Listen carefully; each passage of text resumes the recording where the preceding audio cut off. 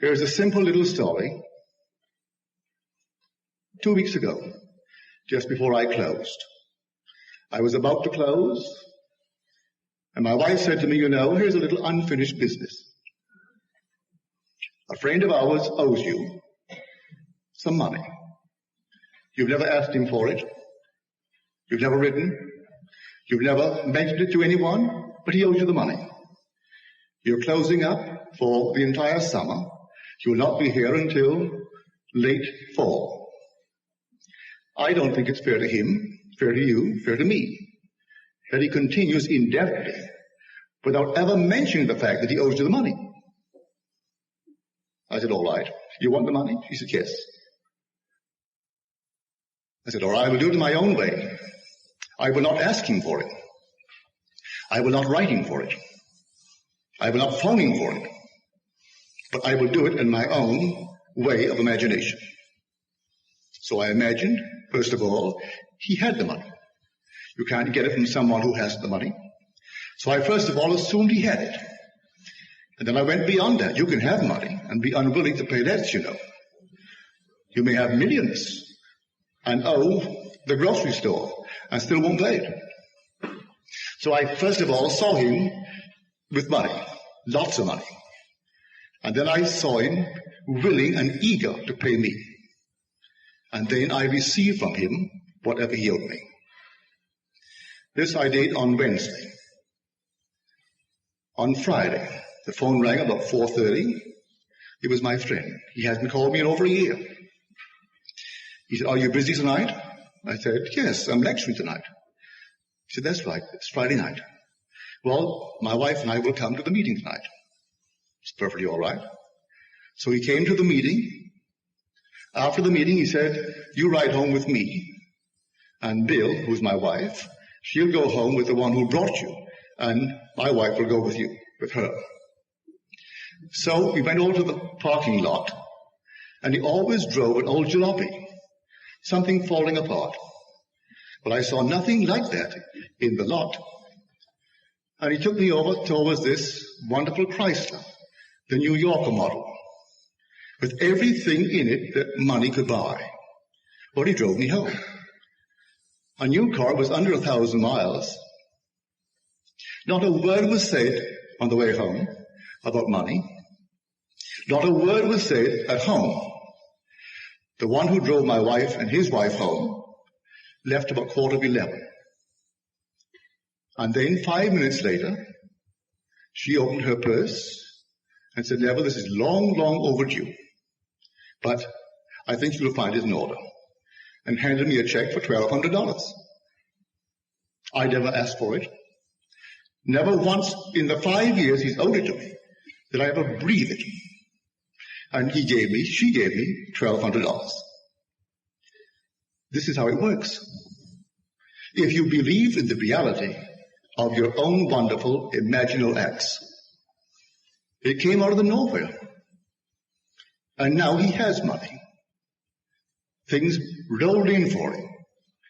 He's completely out of debt and free of that feeling of owing friends money over so many, many years. So, try it and then share with me the results of your experiment. And now, I think I'm going to ask my friends, the ushers, to pass among you.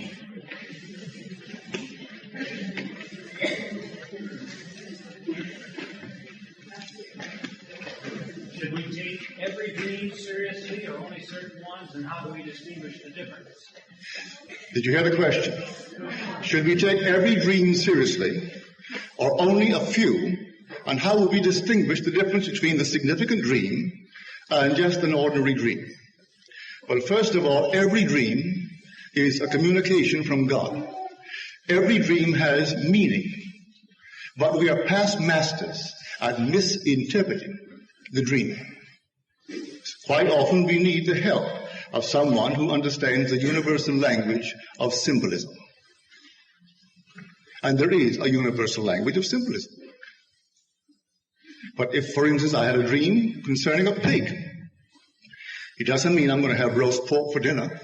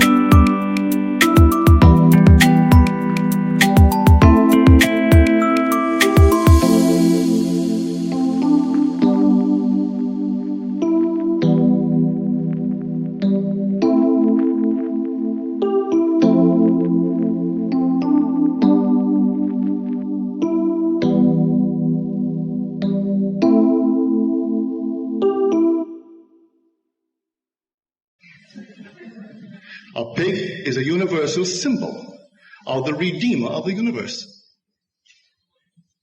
And the Redeemer and the Creator are one. So follow the reasoning behind the pig. What was it in the story of the pig? I had that dream. Here was this little pig in an enormous interior where they were displaying flowers and plants, all kinds of vegetation. And just at closing time, I noticed there's a little pig, little runt. And so seeing no one around, I picked him up and placed him on something as tall as this. And then I took some flowers, and I took some green leaves, and made a bed for him. And I also knew that it may not be the best food for him, but he could survive on flowers and leaves until someone opened the place the next day. And then, as happens in dreams, it just...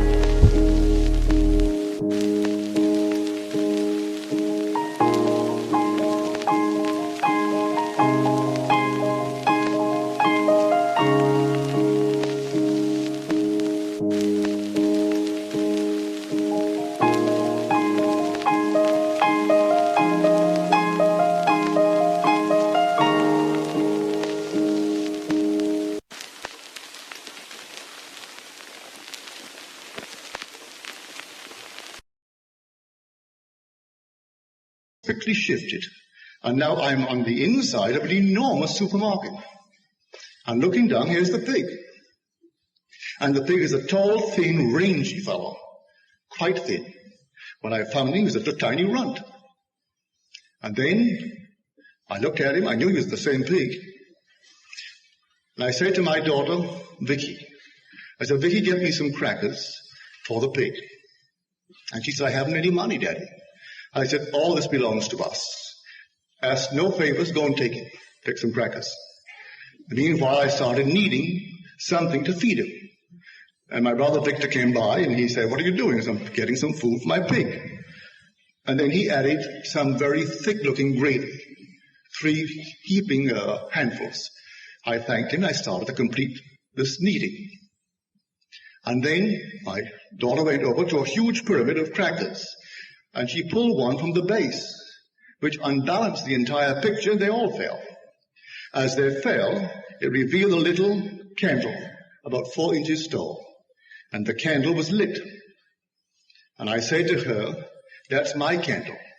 Then the words from Scripture came into my mind, the words of Job and the words of Proverbs. The spirit of man is the candle of the Lord. And when his candle shines upon my forehead, by its light I walk through darkness.